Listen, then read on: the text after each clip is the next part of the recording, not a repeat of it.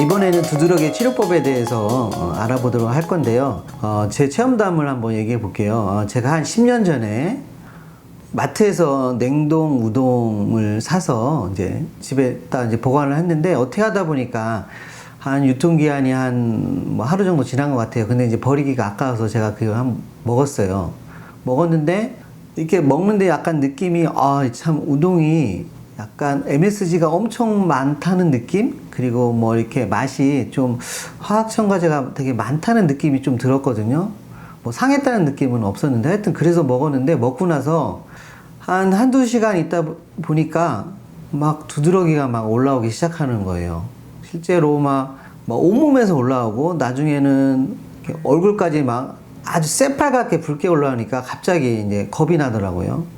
그래서 근데 저는 그때 어떻게 했냐면은, 보통 사람 같은 경우는 뭐 병원 가서 뭐 항히스타민제 처방하고 그랬을 텐데, 저는 이제 제 몸 상태를 잘 알기 때문에 일단 급하게 한약을 먹고, 그리고 저는 목욕을 했습니다. 집에서 욕조에 뜨거운 물을 받아서 한 30분 정도 이렇게 목까지 차게 이렇게 목욕을 한 30분 정도 했어요. 그러다 보니까 좀 가라앉았고, 한 10분 쉬고 또 다시 또 목욕을 했습니다. 그래서 급하게 올라온 급성 두드러기가 다 없어진 경우가 있는데요. 저는 제 체질이 돼지고기나 좀 밀가루 음식 먹으면은 좀 속이 좀 안 좋은 체질이에요. 그리고 맥주 같은 경우도 한 잔 먹으면 바로 설사하는 체질이거든요. 그러니까 저 같은 경우는 아주 속이 냉한 소음인 체질인데, 이런 저 같은 체질이 피부에 좀 열이 생길 때, 두드러기가 생길 때 아주 심하게 올라오는 경우가 있어요. 근데 속이 냉하기 때문에 두드러기가 생겼을 때 차갑게 해주는 것보다 이렇게 뜨겁게 해서 땀을 빼서 독소를 빼내는 방법이 상당히 도움이 됩니다. 이처럼 이제 두드러기 치료는 일반적으로 두드러기가 올라왔을 때 차갑게 식혀주는 게 일반적인 치료의 어떤 상식인데, 사실 몸이 냉하고 또 몸에 열이 많고를 구분해서 치료하는 게 어떤 두드러기 치료의 가장 중요한 핵심이라고 볼 수 있습니다. 동의보감에서는 두드러기를 치료하는 방법에 대해서 어떻게 설명하고 있는지 알아보도록 할게요. 동의보감에서는 두드러기 처방에 승마갈근탕이라는 처방에 우방자 형계 방풍이라는 약재를 가미한 이런 유명한 처방이 나와 있습니다. 이 처방의 원리는 갈근 승마 같은 약재로 몸속의 열을 끄고, 우방자 형계 방풍 같은 약재로 피부 모공을 열어서 땀을 내서 피부 독소를 빼내는 처방입니다. 그리고 또 동의보감에서는 이 두드러기는 위장하고 매우 연관이 깊다고 나와 있는데요. 위장에 있는 두드러기 독은 소화를 좋게 시켜서 대소변으로 빼내고, 피부에 있는 두드러기 독은 발산시키는 약으로 모공을 열어서 땀으로 빼낸다라고 나와 있습니다. 또 동의보감에서는 이 두드러기는 몸속의 열을 끄면 된다는 말만 있지 않고요. 두드러기가 서늘하게 하면은 좋아지는 게 있고 따뜻하게 하면 좋아지는 게 있다고 말을 하면서 이 두 가지를 잘 구분해서 치료해야 한다고 강조하고 있습니다. 실제로 예를 들어 소양인이나 태음인은 몸속에 열이 많은 경우가 많아서 이러한 분들은 서늘하게 하면 좋아지는 경우가 많고요.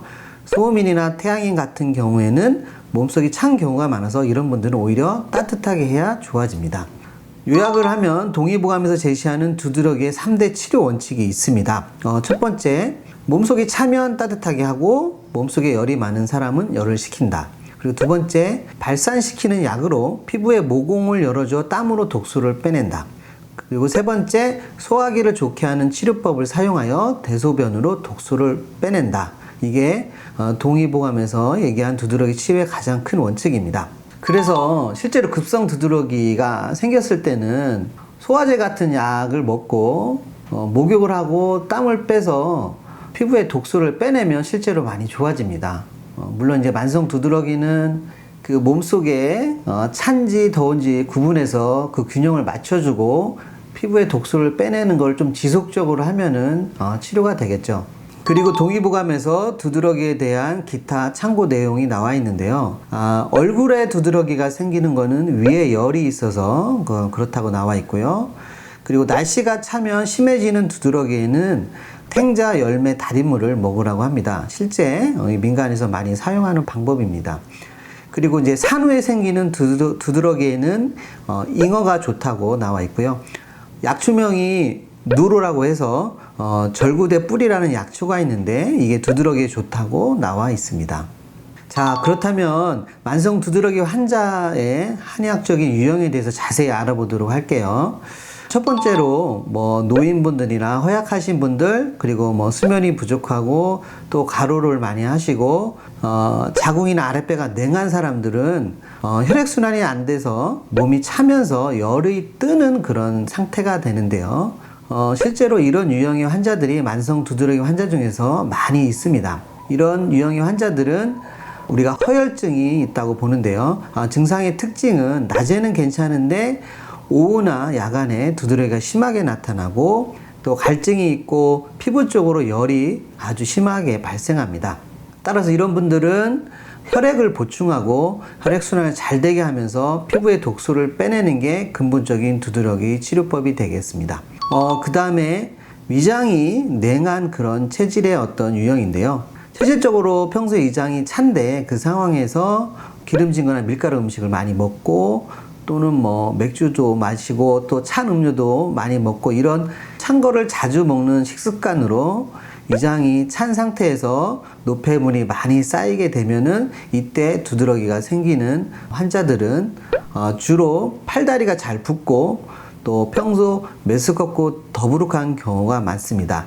이런 환자들은 위장을 따뜻하게 하면서 노폐물을 제거하는 두드러기 처방을 쓰는 게 좋습니다. 자, 그 다음에 반대로 위장에 열이 많은 경우인데요. 이런 분들은 평소에 매운 음식이나 자극적인 음식, 인스턴트 음식을 즐겨 먹는 분들로 입에서 또 냄새가 나거나 또는 변비가 있거나 얼굴로 이렇게 평소에 열이 자주 오르고 땀도 자주 나고 소화도 잘 되는 그런 체질의 유형입니다. 이런 분들에게는 두드러기가 생겼을 경우에 위장의 열을 꺼주는 처방을 해야 치료가 되겠죠. 그리고 혈액 속에 염증이 많은 또 그런 체질 유형이 있습니다. 이런 분들은 피부가 따가운 느낌이 있고 가려움이 심하고 묘기증 같이 긁는 즉시 올라오고 또 입이 마르면서 소변이 짙고 소변량이 적은 그런 체질 유형입니다. 이럴 때는 혈액을 차갑게 하고 소염시키는 처방을 해야 치료가 됩니다. 그리고 마지막으로 평소에 지속적으로 스트레스를 받거나 또는 정서 자극에 의해서 두드러기가 올라오는 경우도 있고 또 생리가 되면 두드러기가 이제 심하게 올라오는 그런 분들이 있는데요.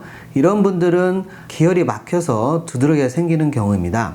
이때는 막힌 기혈을 풀어주고 울체된 기운을 풀어주는 처방을 해야 두드러기가 좋아집니다.